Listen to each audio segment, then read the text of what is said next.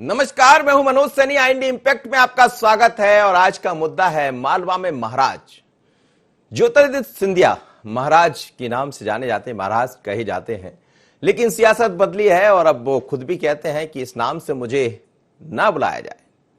पर अब सियासत बदलती है तो फिर बहुत कुछ बदलता है, क्योंकि वो अब भारतीय जनता पार्टी में है। भारतीय जनता पार्टी के चार्मिंग लीडर है जो कभी कांग्रेस के रहा करते थे।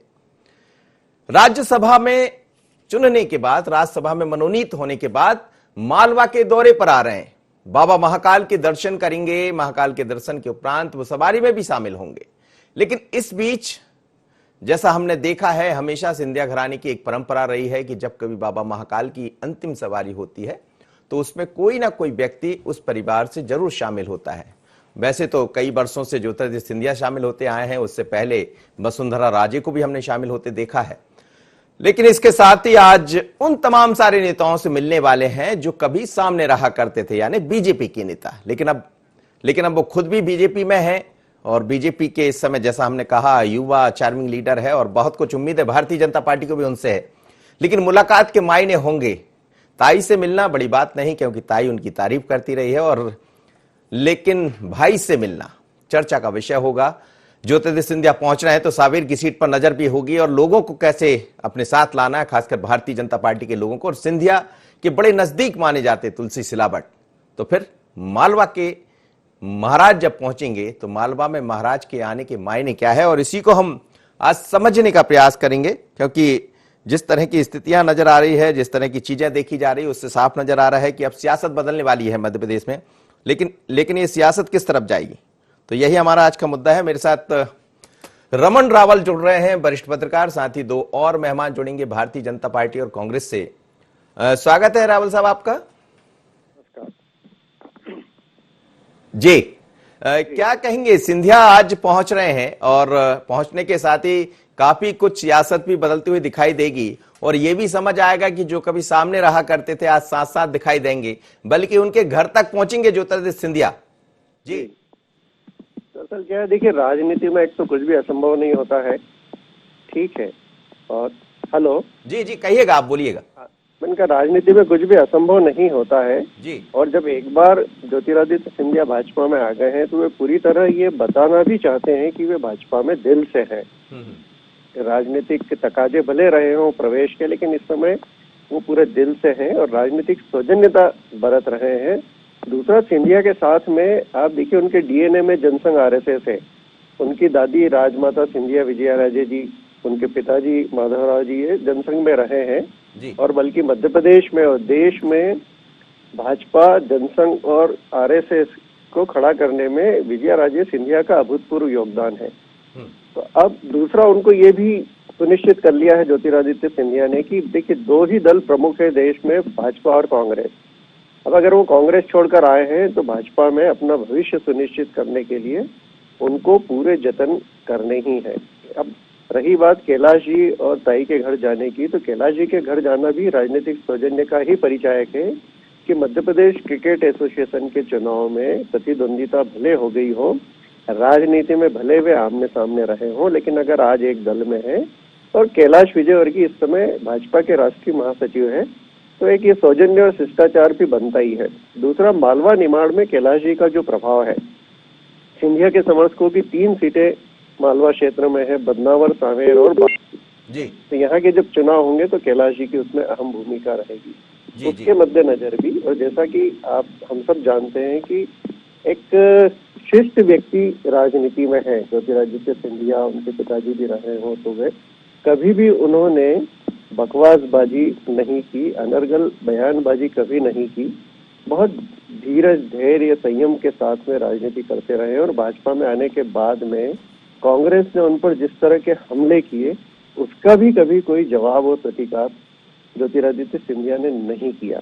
जी, उनका ये दौरा इंदौर और उज्जैन का, जिसमें वो भाजपा नेताओं के घर जा रहे हैं, भाजपा कार्यालय में भी कार्यकर्ताओं के बीच में जाएंगे, तो ये सिर्फ और सिर्फ यह संदेश है कि मैं पूरी तरह से भाजपा में हूँ, भाजपा का हूँ, भाजपा के साथ रहूंगा। जी, चलिए सर, बने रहिए आप मेरे साथ। इस वक्त भारतीय जनता पार्टी के प्रवक्ता उमेश शर्मा भी मेरे साथ जुड़ रहे हैं और साथ ही ब्रजेश पांडे, कांग्रेस के प्रवक्ता, दोनों नेता मेरे साथ जुड़ गए हैं।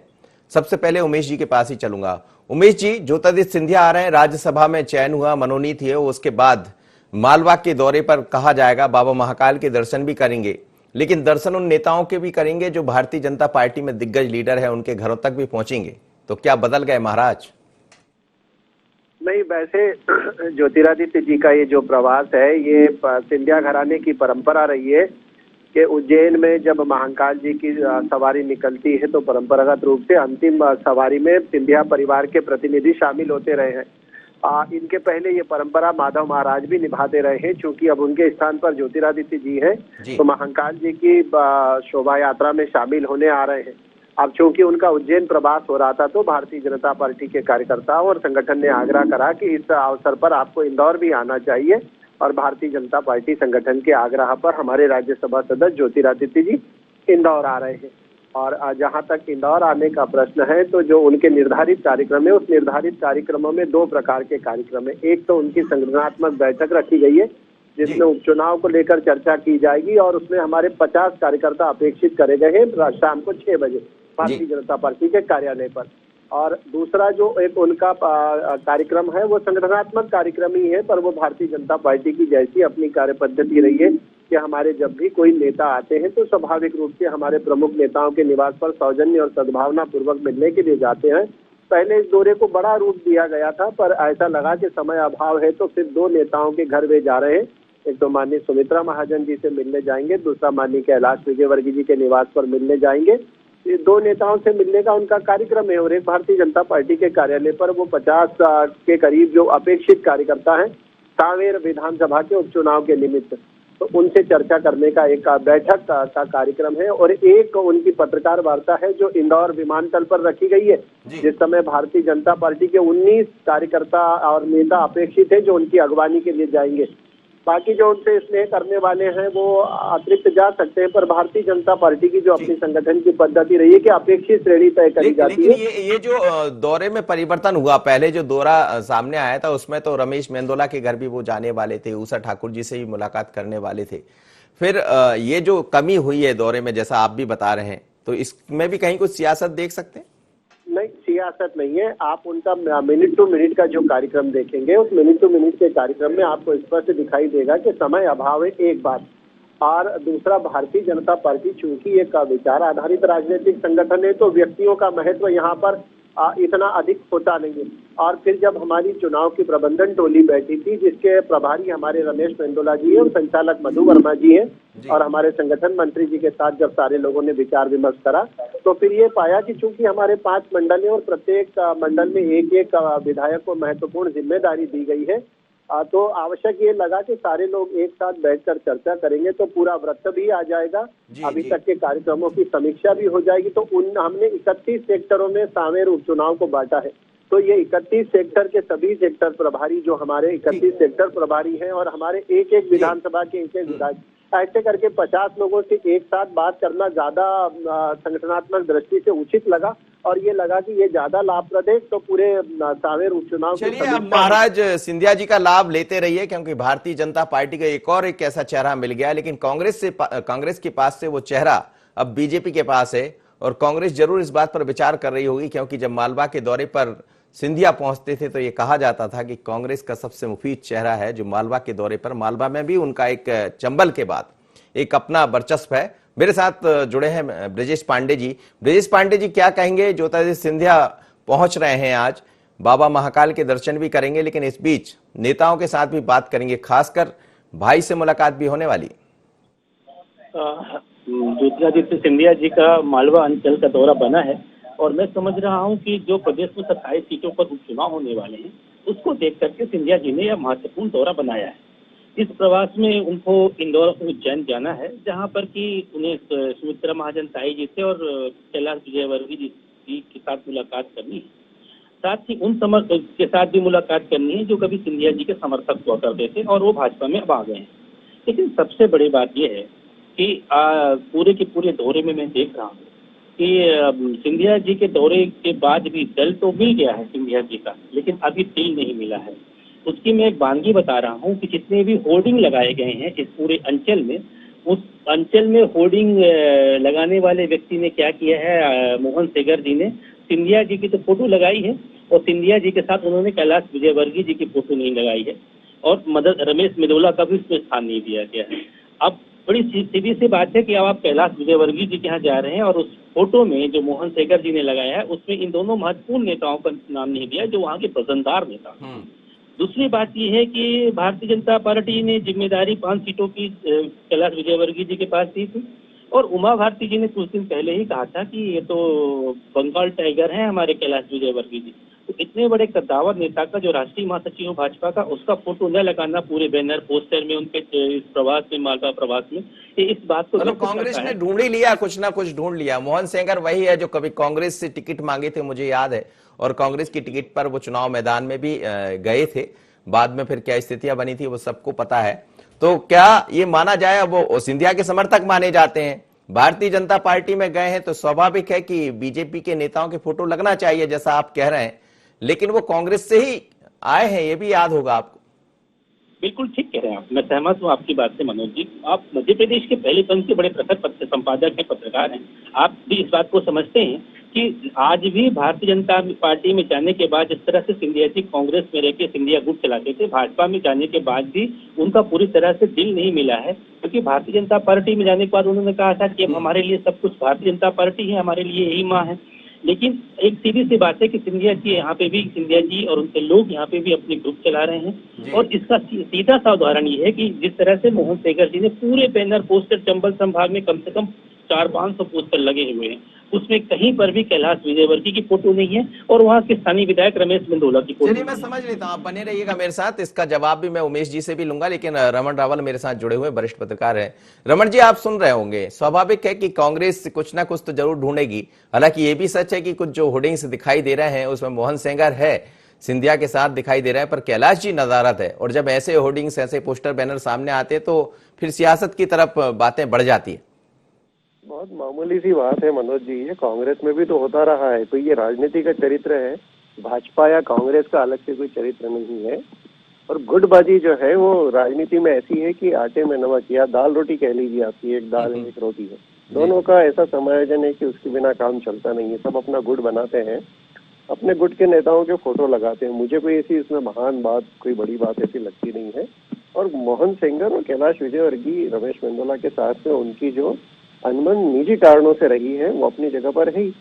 और एक व्यक्ति अगर किसी का फोटो नहीं लगाता है इसलिए वो दिल से नहीं है किसी पार्टी में, ये तर्क मुझे समझ में नहीं आता।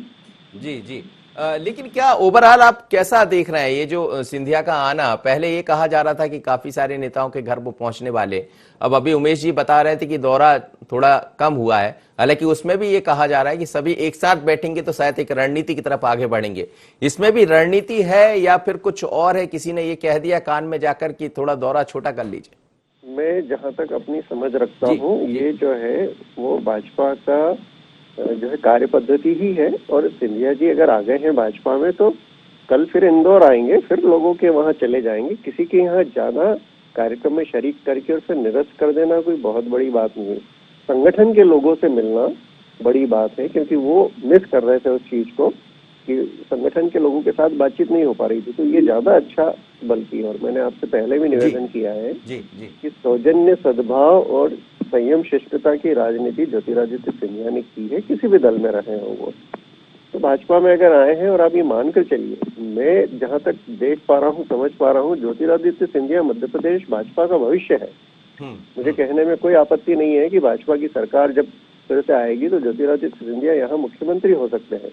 क्योंकि इस समय भाजपा में नेतृत्व के लोगों को आप उठाकर देखिए तो बहुत ज्यादा चमकदार नाम आपके सामने नहीं आते हैं। तो ऐसे में भाजपा हाईकमान भी यही चाह रहा होगा कि सघन संपर्क जो है सिंधिया जी बनाए, सबके दिलों के अंदर उतर जाए, और इतना मतलब अगर किसी किस्म का कोई विवाद हो भी, कोई असहमति हो भी, तो उसे दूर कर देंगे, उसी की शुरुआत। जी जी जी, बने रहिए आप मेरे साथ। उमेश जी, आपने सुना है कांग्रेस के कुछ सवाल भी हो रहे हैं। ब्रजेश पांडे जी कह रहे हैं कि जो मोहन सेंगर ने होर्डिंग्स लगाए उसमें नजर नहीं आ रहे, लेकिन कांग्रेस है, स्वाभाविक है, विपक्ष में है, और वो तो किस तरह दिखाई दे रही है, क्या क्या स्थितियां बनी, सबको पता है, तो सवाल तो खड़े करेंगे। लेकिन क्या इसके कुछ मायने हैं बीजेपी के भी? मनोज जी, एक तो मैं स्पष्ट कर दूं कि ये भारतीय जनता पार्टी संगठन के द्वारा जारी करा गया होर्डिंग नहीं है। भारतीय जनता पार्टी का संगठन अधिकृत रूप से अगर कोई होर्डिंग पोस्टर जारी करता और अगर उसमें किसी नेता का उनके वरिष्ठता के क्रमानुसार स्थान नहीं मिलता तो चिंता का विषय होता। भारतीय जनता पार्टी में कभी भी होर्डिंग, पोस्टर, बैनर, ढोल, झंडे लहराना, नारे लगाना व्यक्ति के, ये हमारी कार्य पद्धति में नहीं रहा है। तो अब जो मित्र कांग्रेस पार्टी से आए हैं, चूंकि वे इस संस्कृति से आए हैं, शनि शनि वे भारतीय जनता पार्टी की पद्धति से परिचय हो जाएंगे।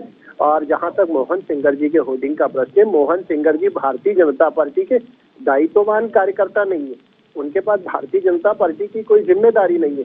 स्वाभाविक रूप से उनका ज्योतिरादित्य जी के प्रति अनुराग रहा है और वो किस व्यक्ति का चित्र देते हैं, किस व्यक्ति का चित्र नहीं देते हैं, ये उनका अपना निजी विषय है। भारतीय जनता पार्टी इसको गंभीरता से नहीं लेती है। जी जी, लेकिन ये जो कह रहे हैं कि दिल नहीं मिले, ऐसा दिखाई देगा? क्या होता है, परिवार का विस्तार हुआ है, परिवार बड़ा हुआ है और भारतीय जनता पार्टी एक सागर की भांति है। बहुत सारी नदियां आती हैं, इसमें विलीन हो जाती है। आप देखेंगे कि एक समय ऐसा आएगा कि जितनी सारी नदियां आकर समाहित हुई है, उनका अपना सबका अस्तित्व समाप्त हो जाएगा और केवल भारतीय जनता पार्टी के महासागर में कुछ सब आनंद की लहरों के साथ उत्ताल तरंगे मचाएंगे। उमेश जी, ये एक ऐसा समुद्र है, यहाँ कई नदियां मिल जाती है, वो कभी समाप्त नहीं होता है। मेरा अपना राजनीतिक अनुभव जहाँ तक है। जी ब्रजेश जी, ब्रजेश जी जी सुन लिया आप? जी, मैं मनोज जी मैं सुन रहा था उमेश जी को। उमेश जी भारतीय जनता पार्टी के वरिष्ठ प्रवक्ता हैं, वो अपना पक्ष रख रहे थे, लेकिन मैं बड़े साफ शब्दों में कहना चाहता हूँ कि इस समय जो परिस्थिति मध्य प्रदेश के अंदर बनी है, सिंधिया जी के आने के बाद, पहले सिंधिया जी ने अपने समर्थकों को आला कमान से दबाव बनवा के मंत्री बनवा दिया। अब सिंधिया जी के समर्थक जहां जहां पे भी कांग्रेस छोड़ करके आए हैं, वो सिंधिया जी के साथ किसी भी भारतीय जनता पार्टी के पहली या दूसरी पंक्ति नेताओं की फोटो नहीं लगा रहे। ये जो चीजें हो रही हैं, ये कहीं न कहीं भारतीय जनता पार्टी को 27 सीटों के उपचुनाव में नुकसान पहुंचाएंगे। दूसरी महत्वपूर्ण बात यह है कि मैं सिर्फ इतना ही कहना चाह रहा हूँ कि राजनीतिक अदावत के दर्शन ही क्यों हो, इससे बचना चाहिए। जो नंबर 2 है वो नंबर 2 है, जो नंबर 3 है वो नंबर 3 है। हम कह रहे हैं सिंधिया जी राष्ट्रीय कक्ष के नेता है, कांग्रेस में भी थे, भाजपा में भी। लेकिन सबसे बड़ी बात यह है, अब ये कौन समझता? आप देखिए, ये तो कांग्रेस में भी नहीं समझ रहे थे, जब भी तो उनको जाना पड़ा।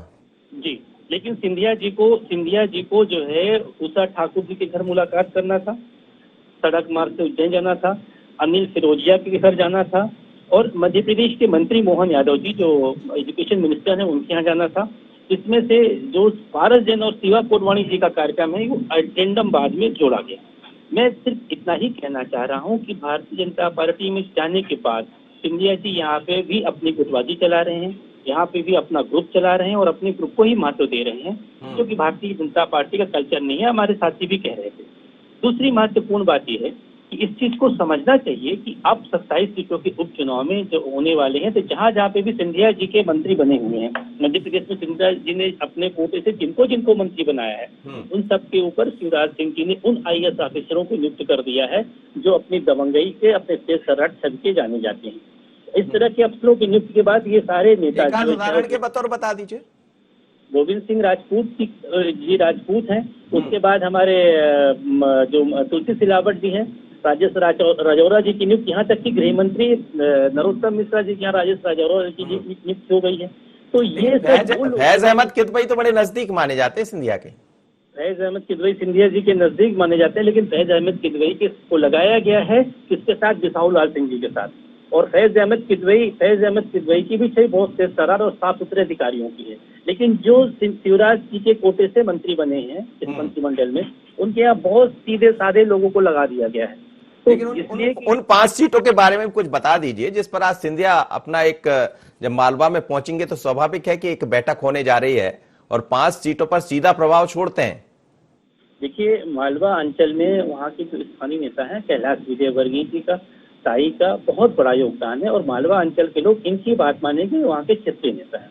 सिंधिया जी का असल में प्रोग्राम, जो अभी हमारे काबिल मित्र बता रहे थे, सिंधिया जी का प्रोग्राम उज्जैन महाकाल के दर्शन के लिए होता है और राजा महाराजाओं की परंपरा रही है, श्रीमंत लोगों की कि जब महाकाल की अंतिम सवारी निकलती है तो ये उसके साथ रहते हैं, उनके यात्रा में समापन होता है।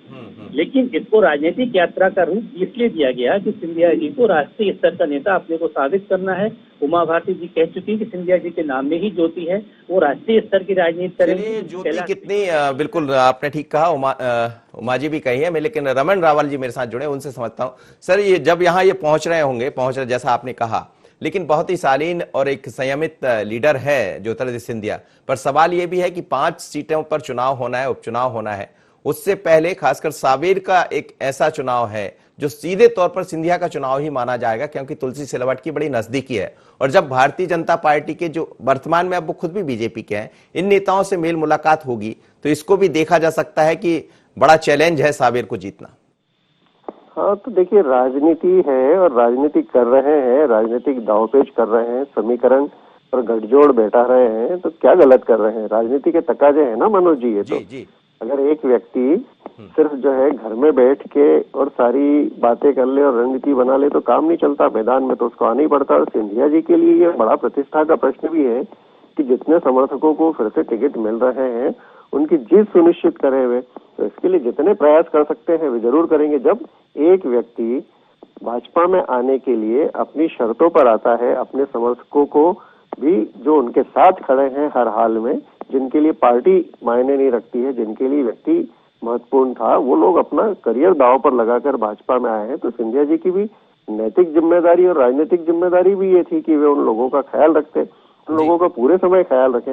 उसी के तहत जो है वो ये दौरा कर रहे हैं, सब लोगों से यहाँ मेलजोल करेंगे और सबको अपना बनाने की कोशिश करेंगे, उसमें क्या गलत है? ठीक है उमेश जी, सिंधिया जैसा आ रहे हैं, आपने भी कहा है, लेकिन क्या 5 सीटों पर सीधा असर दिखाई देगा? क्योंकि पहले ही भारतीय जनता पार्टी का जो संगठन है उस जगह कैलाश जी जैसे लोग हैं, ताई जैसी एक ऐसी सीनियर महिला है जो कई दफा सांसद चुनी गई, सिंधिया के आने से क्या आपको लग रहा है कि और संभल मिल जाएगा? उमेश जी बने हुए मेरे साथ? उमेश शर्मा जी, चलिए वापस चलूंगा। ब्रजेश जी, ये बड़ा महत्वपूर्ण दौरा है। आप सियासत में कुछ भी कहते रहिए, होस्टिंग, आप होर्डिंग्स की बात कीजिए, पोस्टर की बात कीजिए, लेकिन सिंधिया एक ऐसा चेहरा था जो आपके पास था। और जैसा रमन रावल जी भी कह रहे हैं कि सिंधिया भविष्य है मध्य प्रदेश में भारतीय जनता पार्टी का, लेकिन आपका भविष्य कहां है कांग्रेस का? देखिए, सिंधिया जी का सर्वाधिक प्रभाव संपूर्ण मध्य प्रदेश में जिन 27 सीटों में हो रहा है उसमें 16 सीटों में सिंधिया जी का प्रभाव था, जहां पर ग्वालियर चंबल का अंचल आता है।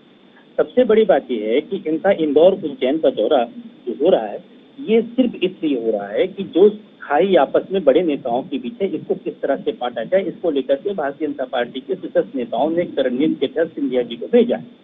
लेकिन जैसे हमारे वरिष्ठ पत्रकार आदरणीय रमन रावत जी कह रहे थे, मेरा ऐसा मानना है सीधे तौर पे कि देखिए, ऐसा है कि जो भी चीजें हैं अब वो स्पष्ट रूप से साफ हो चुकी है।